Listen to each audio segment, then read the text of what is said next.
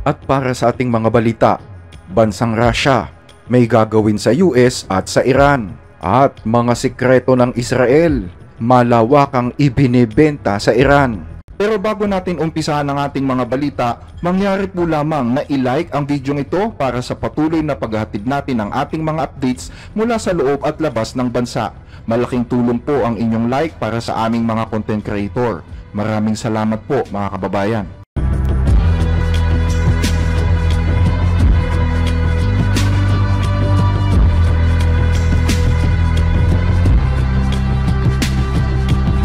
Nag-alok kahapon ang Russia na maging mediator sa pagitan ng Estados Unidos at Iran upang subukang hanapan ng mapayapang solusyon ang tumitinding tensyon kaugnay sa programang nuklear ng Iran.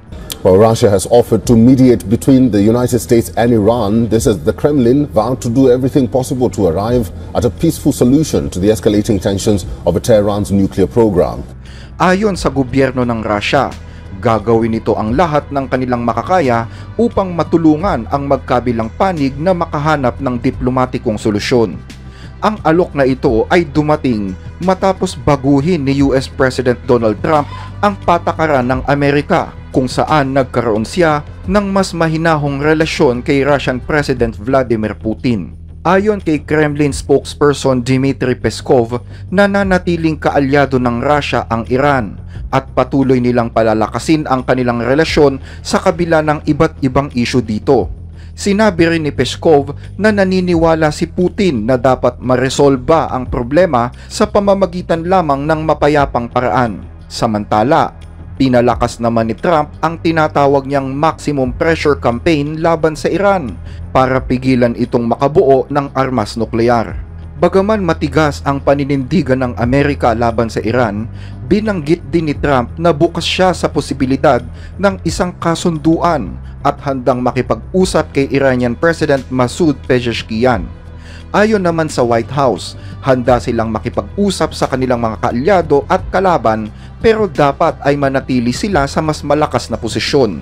Ibig sabihin, handa pa rin silang hadlangan ang Iran kapag itinuloy nito ang pagbuo ng isang armas nuklear o patuloy na suportahan ang mga terorismo sa gitnang silangan at iba pang bahagi ng mundo.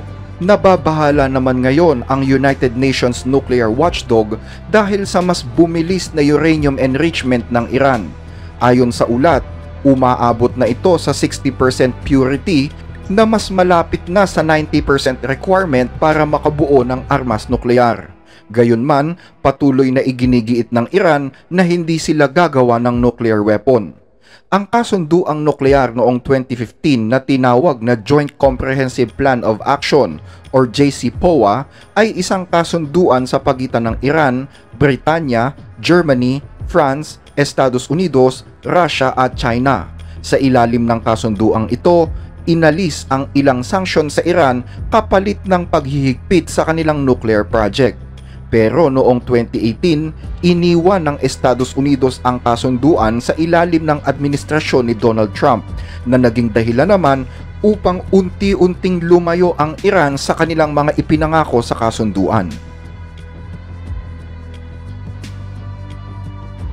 Sa ibang balita, mga sikreto ng Israel, malawakang ibinebenta sa Iran. Israeli police and security agency Shin Bet arrested an Israeli citizen who allegedly attempted to sell classified nuclear secrets to Iran.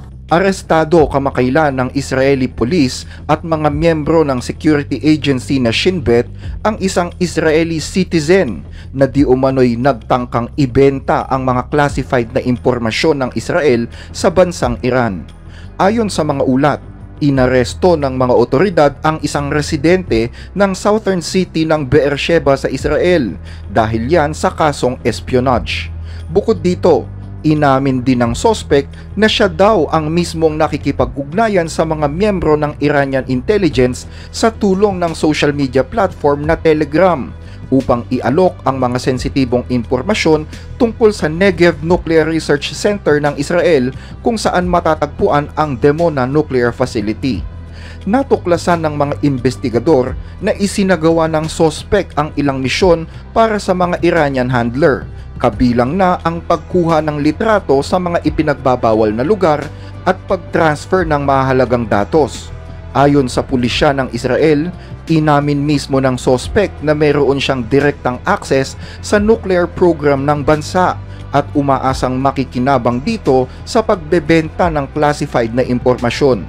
Matatandaan na noong nakaraang buwan, inaresto din ng mga otoridad ang nasabing individual at ibinunyag na nakatanggap siya ng $11,000 na bayad sa digital currency bilang kapalit ng kanyang mga ibinentang detalye. Bukod dito, inaresto rin ng mga puwersa ng Israeli Security Group ang isang 26 na taong gulang na lalaki na pinaghihinalaang nag-eespiya para sa Iran. Ayon sa mga ulat ng media sa Israel, inutusan siya ng isang Iranian handler na mag-drawing ng mga simbolo sa ilang partikular na lugar sa Israel kapalit ng pera. Bukod dito, hinihikayat din daw siya ng kanyang kontak na mangalap ng impormasyon tungkol sa mga base militar at tirahan ng mga hepe ng Shin Bet, bagaman hindi niya natupad ang mga ito. Noong nakaraang buwan din ay inaresto ng Shin Bet at ng kapulisan ang 2 reservist ng Israel Defense Forces na pinaghihinalaang nagbebenta din ng sensitibong impormasyong militar sa mga operatiba ng Iran. Isa sa mga sospek ay dating miyembro ng Iron Dome Missile Defense Unit ng Israel at di umano'y nagbigay ng napakaraming classified na impormasyon kabilang ang isang video na nagpapakita ng aktual na operasyon ng defense system ng Israel. Ayon sa mga ulat, ang mga kaso ng paglabag sa security ay naganap ilang linggo bago ang missile strike ng Iran noong October 1. Kung saan pinakawalan ng Iran ang nasa 180 ballistic missiles. Ilan sa mga ito ay tumama sa mga base militar ng Israel at iba pang sensitibong lugar. Sa nagdaang taon, sinasabing mas pinapalakas ng Iran ang kanilang mga pagkilos upang mag-recruit ng mga Israeli para mag-espiya sa kanila, kapalit umano ng kaukulang halaga. Noong Disyembre ng nakaraang taon, halos nasa 30 individual ang inaresto dahil sa pinaghihinalaang pakikilahok sa mga espionage activity ng Iran. Marami sa mga kasong ito ay nagsimula sa tila maliliit at di gaanong mahalagang gawain na kalaunan ay humantong sa aktual na pangangalap ng intelligence at murder. Noong October 2024, 7 pang individual ang inaresto dahil sa umano'y pangangalap ng impormasyon tungkol sa 2 base ng IDF na kalaunan ay inatake ng Iran at Hezbollah. Sa harap ng mga kaganapang ito, tanong tuloy ng marami, ilang espiya pa ng Iran ang nananatiling hindi natutukoy? At bakit bigo ang Israel na pigilan ang paglaganap ng mga ganitong aktibidad? Hanggang dito ang ating mga balita. Muli ay maraming salamat po sa inyong pakikinig.